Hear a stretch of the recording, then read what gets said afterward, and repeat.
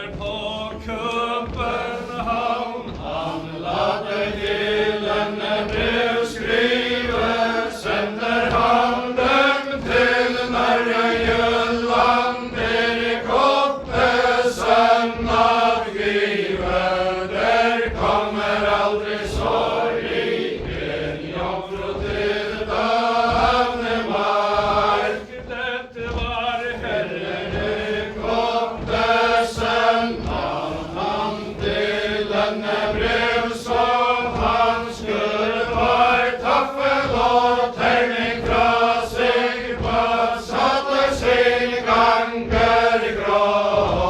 Der kommer aldri sorg, en jomfru til Danemark. Du vet den skjønne høst, lagde på for gullene brille, den red han til København, for han dem lyster at hvile. Der kommer aldri sorg, en jomfru til Danemark.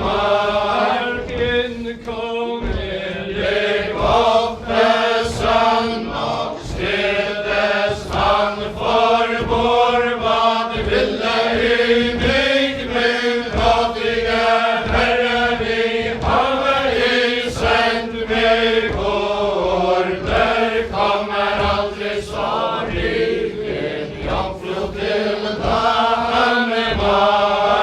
Hør i her Erik Ottesen, jeg står ikke mann, og vi skulle fare til Messeland i år, bedre om dette lille vann. Der kommer aldri sorg, en jomfru til Danemark.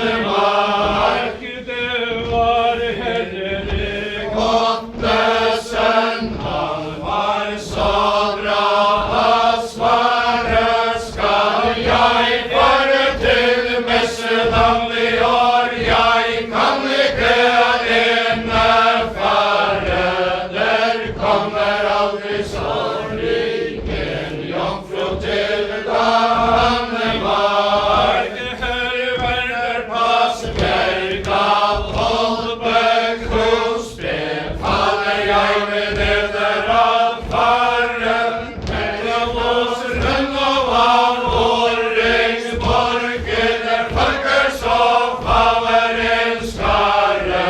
Der kommer aldri sorg, en jomfru til Danemark. Der ble overlagt det skipet fra land, i Vosmer gledes der ved Sven lite buss, og heilig skog så veldig skipet fremskred. Der kommer aldri sorg, en jomfru til Danemark. Vonde du opp deres silkeseil, så høyt i for gullene råd, så sett Dannebrog i fremre stand, til Låtegrønn Saksland står. Der kommer aldri sorg, en jomfru til Danemark. Kongen stander på høyen vermt, og ser han Ulsalande, hisset ser jeg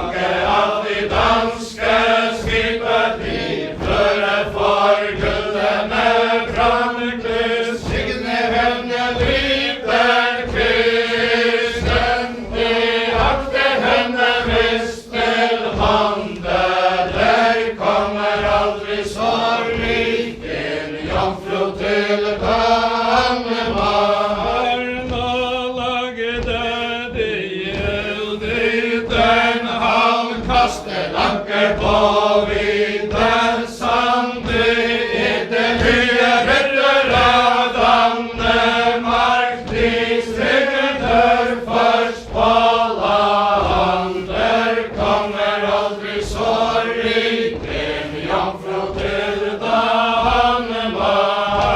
Kom ut og vidden borger går, der aksler deres vind, og så går det i høyen luft for høstugren av Saksland inn. Der kommer aldri så rik en jomfru til Danmark. Hele sitte i markreven av Vesterland, både i og etter skrev den unge konge av Danmark, Peter om deres datter med dere. Der kommer aldri så rik en jomfru til Danmark. Han tok til seg, det lukter bever og hester den rør på. Hun har forgått av himmelen at jødene datter og der kommer aldri så rik en jomfru til Danmark. Gjetle henne i taket vann, i kommet oss til bord, i fyller oss en liten stund. Vi vet det heter ansvar godt. Der kommer aldri så rik en jomfru til Danmark. Og var det veldig måned, og veldig måned der tvinge kunne det liten kristen for deres øyne at se. Der kommer aldri så rik en jomfru til Danmark. Den klare dagen for Østen, og børjen lesem, og de ytterlige ryttere av Danmark, de går for høstugren av stå. Der kommer aldri så rik en jomfru til Danmark. Og det var høstugens av Nisseland, han heter på trosten sin. Lytte og unken fruen Kristine for oss i salen inn. Der kommer aldri så rik en jomfru til Danmark. Ofte så var det messiske fruer hennes var på det røste og flette fire så